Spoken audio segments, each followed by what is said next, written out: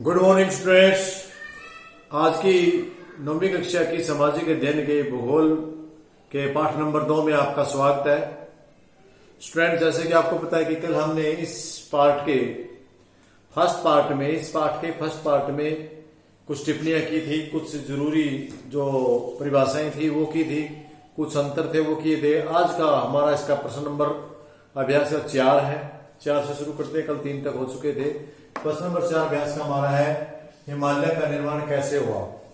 ये एक बड़ी रोचक कहानी है स्टूडेंट्स, और इसको आपने रट्टा नहीं लगाना, याद करना है। वैसे ही हिमालय पर्वत है, जहां पर आज हम हिमालय पर्वत कहते हैं। यहाँ पर माना जाता है जो नवीनतम बलित पर्वत है, आज के समय में बहुत बड़ा पर्वत है। ये घना पुराना पर्वत नहीं है, नवीनतम बलित पर्वत है, लगभग 5-6 करोड़ वर्ष पुराना है। लेकिन माना जाता है कि 5-6 करोड़ वर्ष पूर्व यहाँ पर एक बहुत बड़ा महासागर था, बहुत बड़ा सागर था, समुद्र था। और इस समुद्र के उत्तर किनारे की तरफ अंगारा के लाइन होते थे। जो धरती का उत्तर का एरिया था उसको हम अंगारा के लाइन के नाम से जानते थे। और जो दक्षिण में एरिया था उसको हम गोंडवाना के नाम से जानते हैं। कल के चैप्टर में भी हमने बताया था गोंडवाना में कौन कौन से क्षेत्र आते हैं। मैंने बताया था कि एशिया, अफ्रीका, अमेरिका ये इसमें आते हैं। लेकिन दोनों साइड में उत्तर में ये अंगारा के लेन थे और दक्षिण में गोंडवाना के थे। जो समय बीतता गया, नदियां अपना कटाव करती गई और इन दोनों मैदानों को काट करके बीच में जो उसके टूट फूट के टुकड़े थे वे खनिज लवण जमा होते रहे। और ये सहेलीय धाराओं के कारण दोनों धरातल आपस में एक दूसरे के नजदीक आने लगे। जो समय गुजरता गया नजदीक आते गए, और जो बीच में मटेरियल भरा हुआ था, खनिज लवण कंकड़ पत्थर थे, वे दोनों प्लेटों के प्रेशर के कारण बीच में ऊपर उभर गए।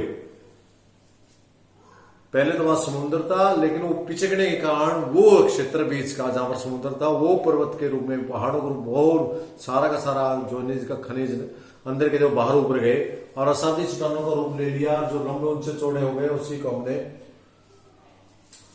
हिमालय पर्वत का नाम दिया है। जो जगह ये हिमालय पर्वत हमारे जम्मू कश्मीर से लेकर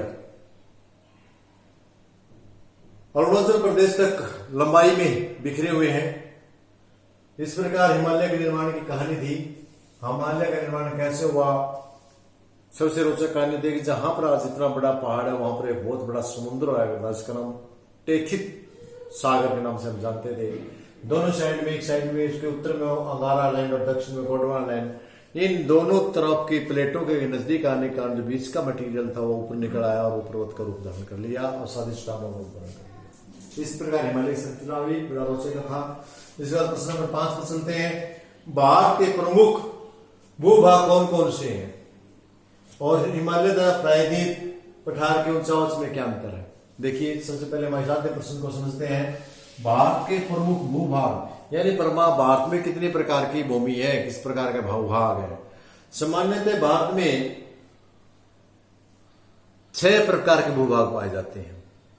नंबर 1, ऊपर से लगते उत्तर से भारत के ऊपरी एरिया में हम जम्मू कश्मीर का एरिया, वहां से हिमालय पर्वत, जहां तक हिमालय पर्वत है उत्तरांचल का क्षेत्र, उसको हिमालय पर्वत कहते हैं। हिमालय पर्वत को हम 3 भागों में बांटते हैं, बृहद हिमालय, मध्य हिमालय और बाह्य हिमालय। बृहद हिमालय को हम हिमाद्री के नाम से और मध्य हिमालय को हिमाचल के नाम से, और जो बाह्य हिमालय उसको हम शिवालिक के नाम से जानते हैं। ये हमारा बृहद हिमालय का। दूसरा पॉइंट इसमें आता है उत्तरी मैदान। जो हिमालय पर्वत से जितनी नदी है वो अपने साथ बहुत सारे कंकड़ पत्थर ले लेके जो खनिज लवण बने हैं उपजाऊ भूमि बना देती है, उत्तरी मैदान में फैला देती है। और सारी नदियों का, हिमालय से बहती हुई नदियों का पानी भी उत्तरी मैदानों में आकर के सिंचाई के लिए प्रयोग किया जाता है। तो उत्तरी मैदान बड़े उपजाऊ मैदान है भारत के, और ये दक्षिण के पठार तक फैले हुए हैं। इसके बाद मरुस्थल, जो मरुस्थल एरिया है ये हमारा राजस्थान का एरिया, राजस्थान में ये, इसके अलावा और कहीं नहीं है। तो मरुस्थल एरिया में नीरी रेत ही रेत है, बालू के टिब्बे हैं दूर दूर तक देखें जहां तक, और पानी का बड़ा अभाव है, नदियों का अभाव है। बारिश, यहाँ रावली पर्वत होने के कारण जो इसकी दिशा है वो उत्तर से दक्षिण होने के कारण यहाँ पर कोई बारिश भी नहीं होती है, क्योंकि ये पवनों के जो हमारे मानसून पवन है उनके समांतर होता है, तो पवनें नहीं टकरा पाती और सीधी निकल जाती है।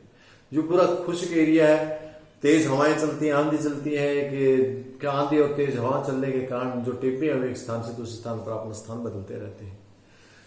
इसके बाद तीसरा आता, 3 हो गया आपका। चौथा आता आपका दक्षिण का पठार।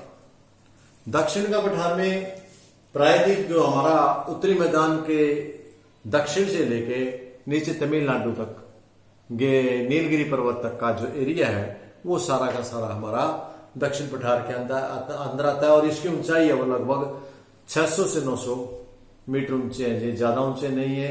और ये पठार इसलिए है क्योंकि ऊपर से समतल है। जो पहाड़ होते हैं वो ऊपर से तिरछे यू आकार के होते हैं, लेकिन जो पठार होते हैं ऊपर से मेज के आकार में समतल होते हैं और इन पर खेती भी की जाती है भी होते हैं। तो जो दो उत्तरी जो हमारा मैदान है ये इनमें मालवा का पठार और दक्षिण का पठार आते हैं।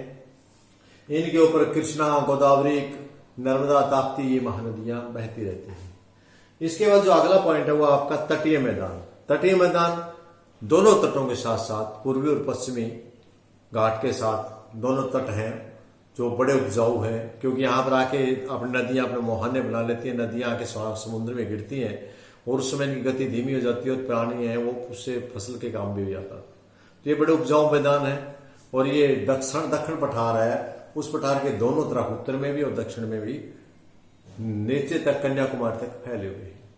इसके बाद आता है हमारा छठा लक्षद्वीप। भारत के बाहर भी समुद्र में कुछ छोटे छोटे द्वीप समूह हैं जो प्रवाल भीति के बने हुए हैं। लक्षद्वीप है, अंडमान निकोबार द्वीप समूह है, ये सारे के सारे हमारे द्वीप समूह के अंदर आते हैं। तो इस प्रकार हम भारत को लगभग 6 प्रकार के भूभाग में बांट सकते हैं। और यहाँ जो प्रश्न पूछा गया वो पूछा गया है हिमालय तथा प्रायद्वीप के पठार में उच्चावच। उच्चावच क्या होता है? ऊंची नीची भूमि। जो भूमि है ऊंची नीची में क्या फर्क है? देखिए ऊंची नीची है तभी तो हिमालय है, उसको पहाड़ कहते हैं, पर्वत कहते हैं। ऊंची नीची तभी उनको हमने पठार बोला है, उत्तरी मैदान की तरह समतल नहीं। तो देखिए पहले हम ले लेते हैं हिमालय, या ले लेते हैं प्रायद्वीप। इनमें अंतर जानते हैं। नंबर 1 बनावट का अंतर। जो बनावट और हिमालय पर्वत है वो नवीन बलित पर्वत है, यानी त्रिकोणाकार के हैं। ऊपर से इनका शिखर होता है नुकीला और नीचे की तरफ जो इसका तटीय मैदान है या आप कहेंगे जो तल है वो अधिक चौड़ा होता है। और इनकी अधिकतम ऊंचाई है वो 6000 मीटर 6000 तक है। इसके बाद प्रायद्वीप है। प्रायद्वीप ये प्राचीन है, ये नवीन है। मतलब जैसे कि मैंने बताया कि हिमालय नवीन 5-6 करोड़ वर्ष पुराने हैं, लेकिन ये तो बहुत ज्यादा पुराने, इनका कोई अंदाजा नहीं है।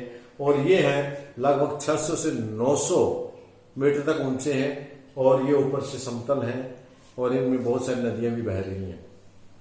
इसके बाद हम बात करते हैं विस्तार की। हिमालय का विस्तार है वो जम्मू कश्मीर से लेकर अरुणाचल प्रदेश तक फैले हुए हैं।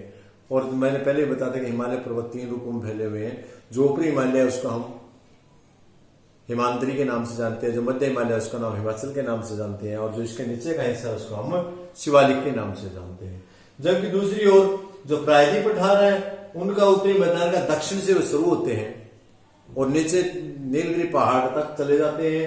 और इसमें दो मैदान आते हैं, मालवा का पठार और दक्षिण का पठार, दोनों शामिल होकर के इसका निर्माण करते हैं। इसके बाद आगे बात कर लेते हैं हम पर्वत शिखर की।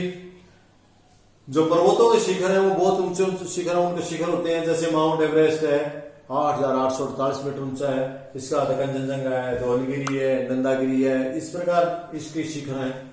जबकि प्रायद्वीप पठार में एक ही शिखर है और उसका महेंद्रगिरी के नाम शिखर से जानते हैं। इसके बाद अगली बात कर लेते हैं नदियों की।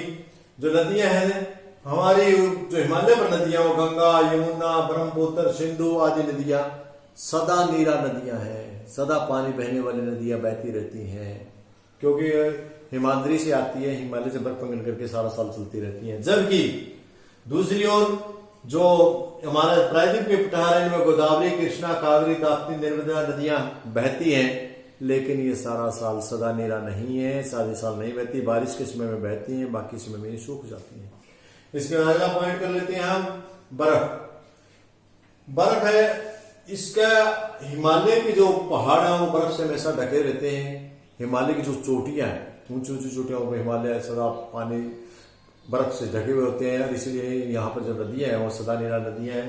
जबकि दूसरी ओर दक्षिण के पठार में ऐसा कुछ नहीं है, कोई बर्फ नहीं होती और न ही सदा नदियां हैं। इसके बाद अगली बात कर लेते हैं हम चट्टानों की। जो हिमालय पर्वत है वो, जैसे कि मैंने पहले भी हिमालय के निर्माण में बताया था कि हिमालय पर्वत है वो अवसादी चट्टानों का बना हुआ है, जबकि हमारा प्रायद्वीप पठार है वो आगे चट्टानों या कांतरित चट्टानों का बना हुआ है। तो इसके बाद अगली बात है खनिज की। जो हमारे हिमालय पर्वत है अवसादी चट्टानों का होने के कारण इसमें खनिज बहुत कम मात्रा में पाए जाते हैं, लेकिन दक्षिण के पठार में खनिजों को बहुत मात्रा में पाए जाते हैं। दक्षिण के पठार खनिजों से हरे भरे हैं, भरे हुए भंडार हैं, बहुत खनिज मिलते हैं।